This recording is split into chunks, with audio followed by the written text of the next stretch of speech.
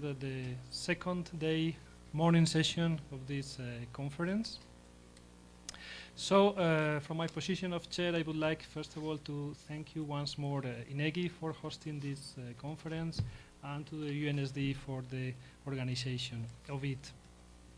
So, just today we actually, let's say, we set the stage for this conference, and the entire day of today will be devoted to discuss a particular issue which is, I think, quite interesting, and is also leaving us the way to develop all the needs that were discussed, or most of the needs that were discussed yesterday, and this is related to the issue of data linking approaches.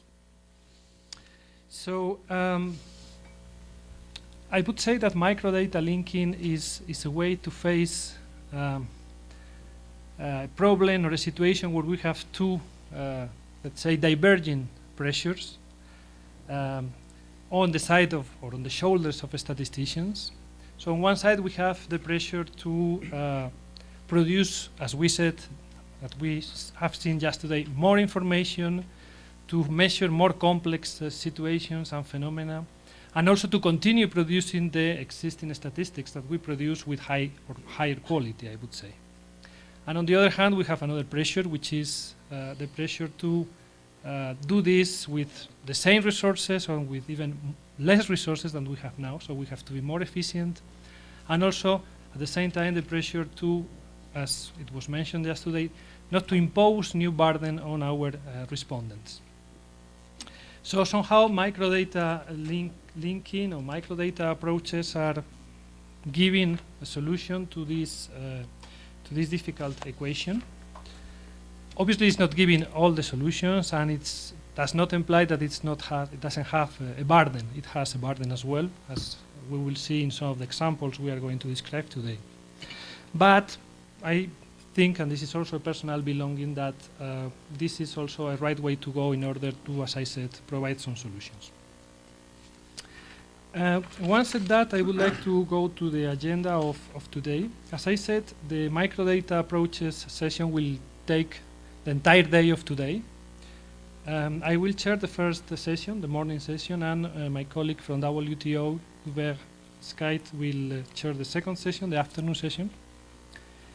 In this morning session, as it was announced yesterday by Ronald, we have dropped the first presentation, the one that was going to be done by Stefano Menginello.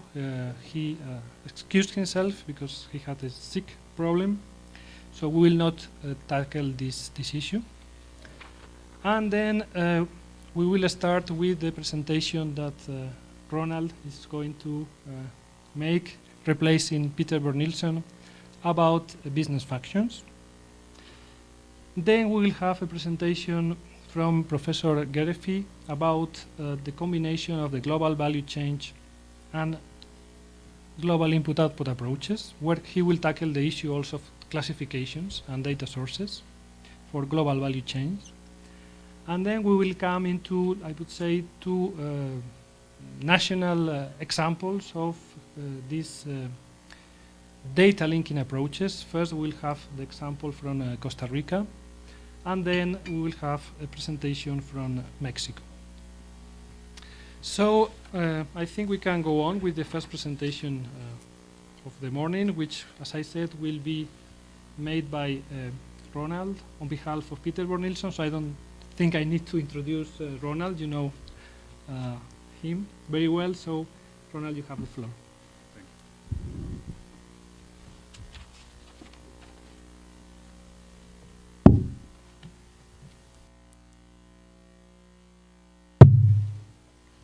Good morning. I hope everybody enjoyed last night. We had a very adventurous bus trip. We all survived. And I'm happy to see everybody back today. I will be relatively short with this first presentation, given the fact that that it's put together by Peter Bernilsson and Tim Sturgeon, and they know the ins and outs a lot better. What we will do is they send me a paper, so the paper will be on the web as soon as I can. I got it last night, and I will So there you can see the further details. Peter is heading economic business statistics within Statistics Denmark, and he's been doing work on business functions for quite some time. He's a pioneer in that work.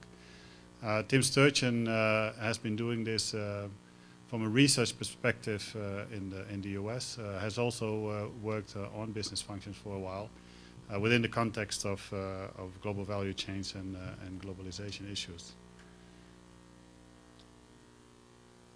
Okay, where do I point to?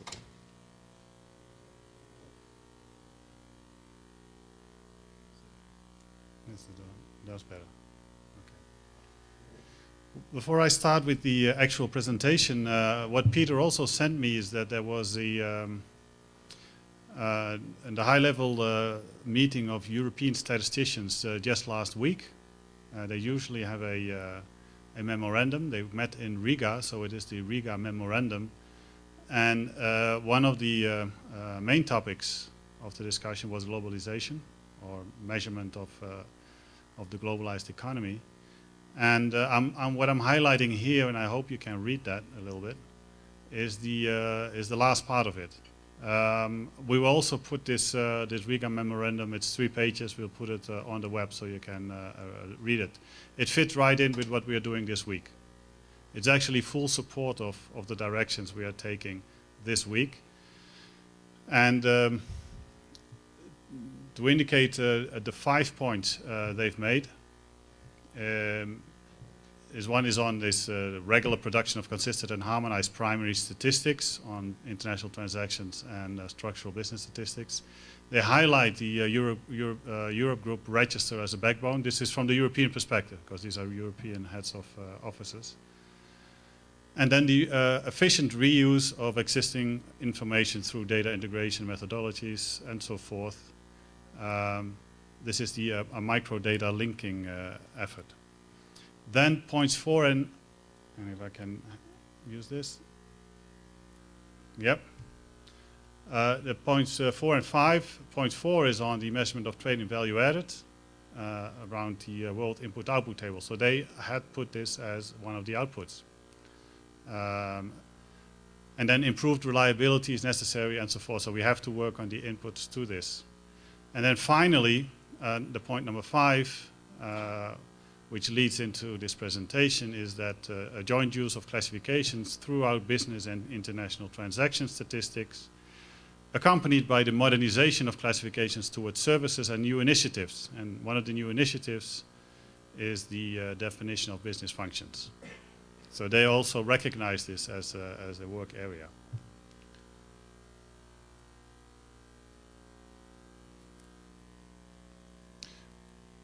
Did I go too fast? No, this is where it starts. As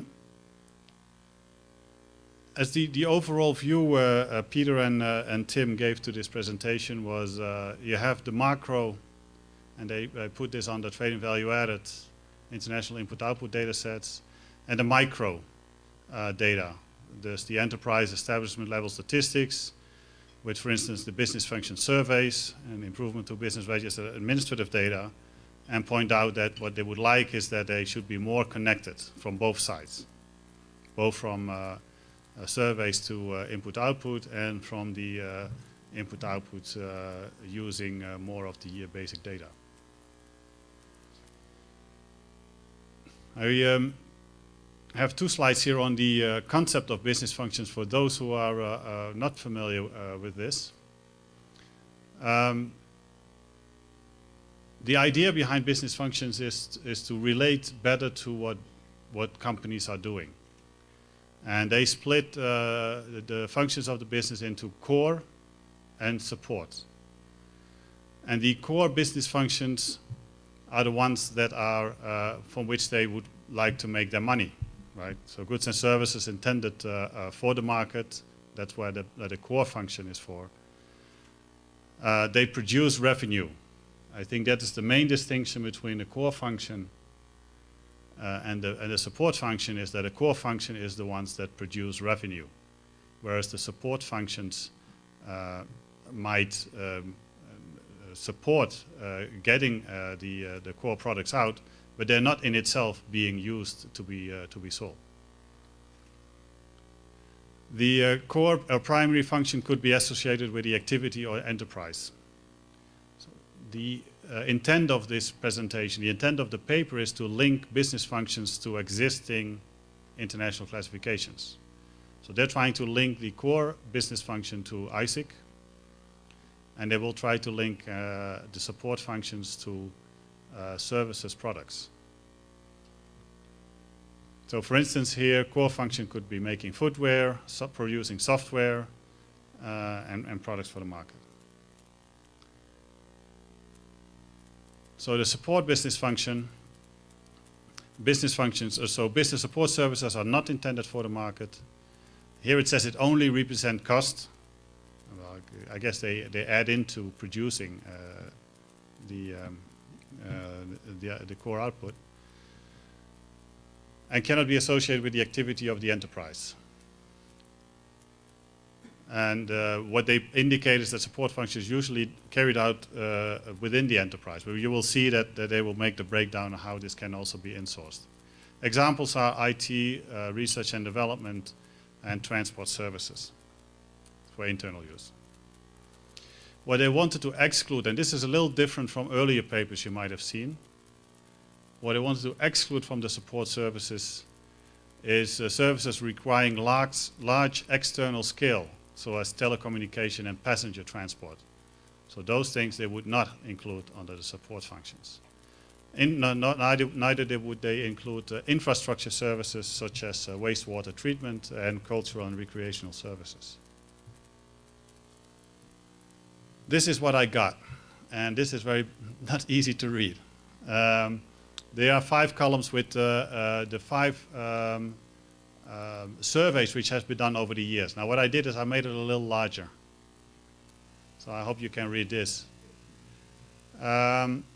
So there was the 2007 and 2012 surveys done within Europe.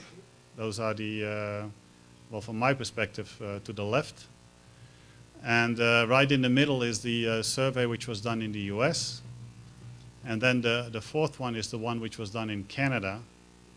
And then the final one with the highlights is the one which is proposed as a business function list. So you can see there are certain kinds of differences.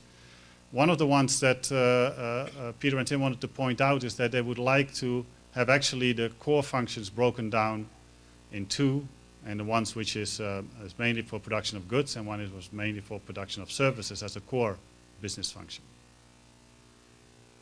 And then there are some further smaller differences in the support services. Again, the paper, to read this in detail, the paper will be on the web as of tonight, hopefully.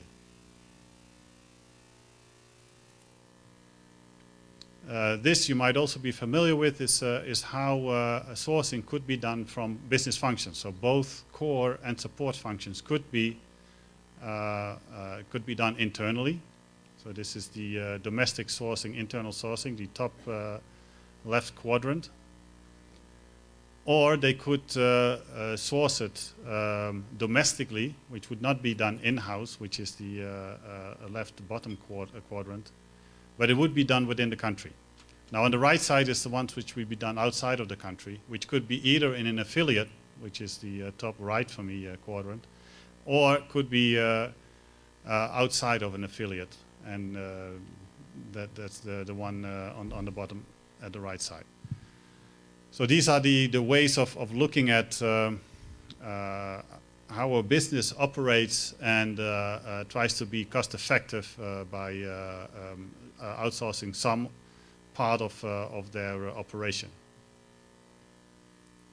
And I think this is also key to the discussions which we're having on the factories, good producers, manufacturing services, and so forth. Is how different is it if you source within the US, you source it out to the Midwest, or you source it out to China? So what kind of differences in classification do we want to put on that? This is again difficult to see. This is a survey which was used by Tim Sturgeon in the US in 2010. Yes, so this is more for illustration to how the survey works. I tried to make it a little larger. So they have the primary function at the top. They ask the company, do you outsource it or not? Do you do it domestically? Do you do it in-house? In this case, the only one which was outsourced, but then outsourced domestically, was the IT function, so 100% outsourced for this company. And they had a little bit of outsourcing on after sales, maybe the call center.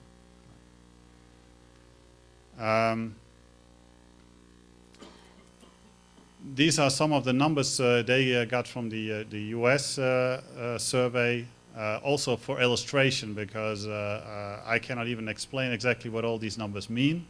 But the basic bottom line is that there is international sourcing, and that is at about 15% of the core function being outsourced. And those are the ones at the core of the discussions on outsourcing for the factory-less goods producers. That's about 50% according to this survey where the core function is outsourced. This is for illustration from the European survey, and this illustration is mainly on where functions were outsourced to. So the relative proportions here have only to do with the relative proportions of where these functions were outsourced to. They don't really have any meaning about how much of this was outsourced. So core functions were, in this case, mostly outsourced to new EU member states, and with also a good portion to China on the core function, on the core activity. ICT, telecommunication, mostly to the old EU member states, as well as administration, and R&D also. So most of the old EU member states, that's where it was outsourced to, among the EU countries, because this is an EU survey, right? This is for illustration. So then they pose the question, business function, can it be used for purposes other than measuring international sourcing? So they're trying to, and this I think is what one of the main discussion points has been over the years between Peter and Tim, is the use of this kind of work for job loss, right? Within the EU, that was the most important driver for the business functions, is how many jobs are being outsourced. And so employment by business function was one of the key drivers for those surveys. Whereas Tim also wanted to have some value against it. It's like what's the value of the operation which is involved in this. Another use of business function could be for wages. It's like how many of those functions or jobs being outsourced, what would be the wages associated with those? And that's how I read this. Finally, they pose a question about can business functions be useful as a parsimonious framework for collecting and reporting statistics on international trade, and they mean international trade and services mostly, and for recording of services input in supplies use tables. They illustrate it as follows. If you look back at this quadrant, on the right side you have the international sourcing for functions. So their main question is, can we capture this as international trade and services, and when we do these kinds of surveys? Is there a direct link to the international trade and services? And then on the left bottom there, it's on the inputs to supply and use table for domestic services inputs. So they're posing this as a question, if this is a possibility of using their kind of data and the surveys what they've done. Finally, as an illustration, they wanted to link business function, as they had defined it, two existing service categories. And they had done this exercise before. Peter had done this earlier already, linking it to the CPC. But given that CPC is not generally not used in the trading services surveys, so they linked. They wanted to see how well could they link this to EBOPS categories, which is like the extended balance of payment service components. So how well could they do this? So they try linking it. The main problem actually occurred in the bottom one, which is other business functions, which is more difficult to define. It's not as well defined in the way they describe it in EBOPS. Then they have a lot more of those codes in CPC. So this, in short, is what I wanted to present from the work done by Peter and Tim. They have done a number of papers over the years, and I can recommend that for you to go into this. This also leads into what Gary will be talking about a little bit. But this the bottom line is business functions is being used. It's something that companies understand in their surveys. It could be added to existing surveys, and it could also be linked to existing official classifications to make them more useful in preparing international trade and link inputs to supply and use tables. Thank you.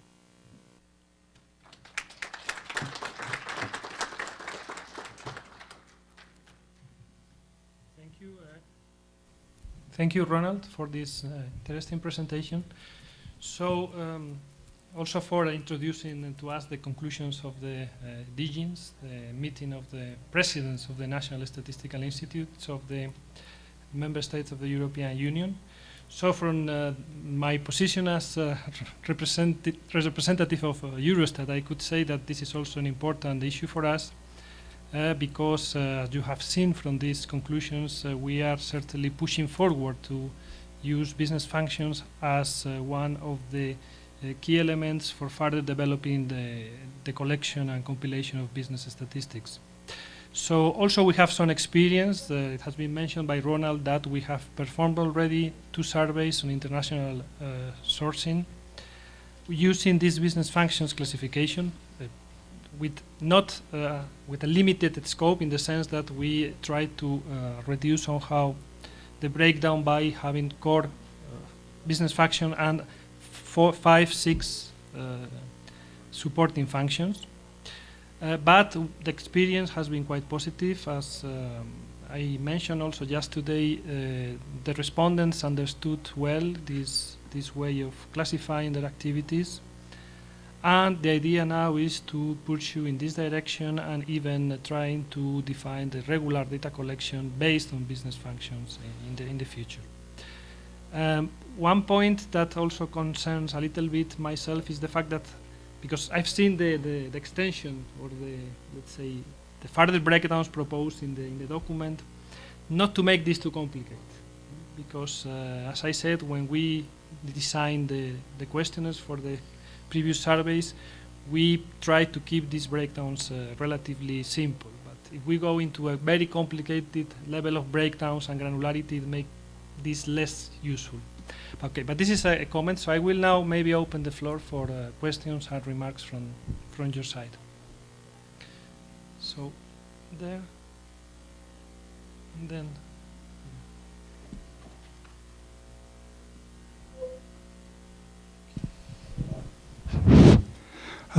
I think the business function is a very promising perspective for the statistical community to contribute to the better understand of the global value chain, especially in terms of the trading task. So right now, the trading task work, basically the empirical work, most based on the occupation data. So the business function will really kind of enrich these directions.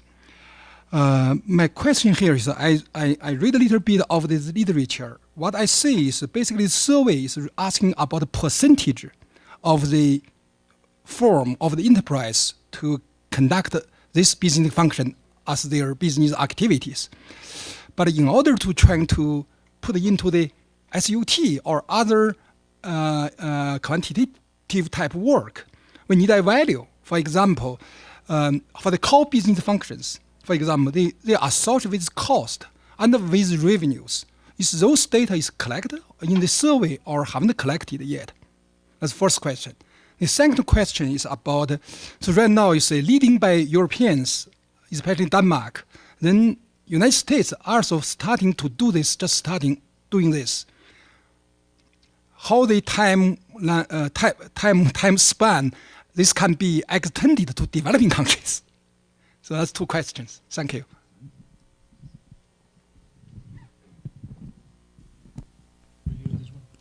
Is it on? I got it. Thank you, Z. So I first of all make the caveat that Peter and Tim could respond to this very much better than I can. But what I know is that what I think I understood from what Peter and Tim have told me over time is that in the European case they do not do value. They mostly also had it into number of jobs. It was really on that level that they did their exercises. In the US case, they wanted to get value also, but I'm not sure in what detail they got that. The other distinction you should make is that within the EU, this is done by the official statistical offices. The US one was really more like a research survey with a lot fewer companies in the sample. I think the Canadian one was done by Stats Canada. Don't know exactly the sample survey of that one, and maybe Jim could add to that. So I hope that answers your question. Thank you, Hubert. Thank you very much. Well, here it's not even a comment; it's a support from WTO side. So I mean, it's not Hubert, but WTO was speaking. This is fundamental. This approach is fundamental, especially for policymakers. Yesterday, we mentioned the need to adapt statistics to policymakers rather than the opposite. The discussion on business function is key when a negotiator discuss market access, especially in services. And having this kind of information will really be helpful for European negotiators, but everybody. And a personal comment here, yeah. It's useful for Europe, obviously, but and here, I mean, also for developing countries, because when Ronald said that support function are seen as cost for lead firms, those support functions become opportunities for developing countries, and even for other firms. We have in France very successful firm called Sodexo, who became a leader, a world leader, just by doing the support job that other firms didn't want to do. And they became the leader on cafeteria and casino, etc. So this distinction between core business and support is okay from the firm perspective. But what is a cost for somebody is an opportunity for others. And in terms of trade and development, which I guess it's of relevance to everybody here, this is key. So I mean, it's just supporting the work you've been doing and really saying that if there is a line where policymakers and statisticians can speak the same language, this is probably one. Thank you. Thank you. Now Frédéric from France.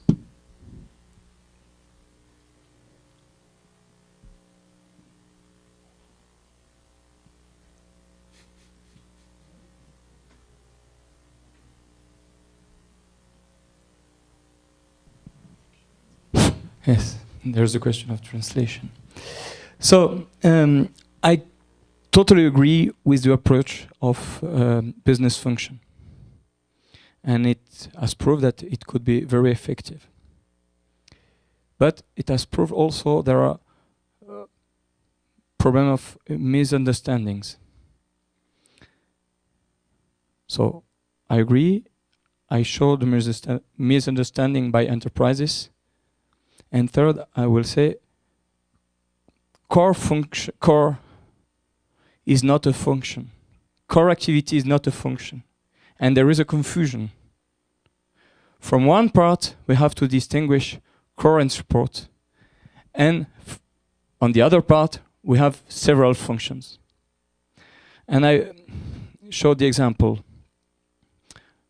In the survey about global value-added chain or global activity chain, there is a big difference between France and Denmark, for example. Why? Because a transport company answered, yes, my function is transport, even if it is an independent company. And we would like that the company said, my core business is transportation. So there is the problem, and we don't have to confuse the distinction between core and support, which is very, very important,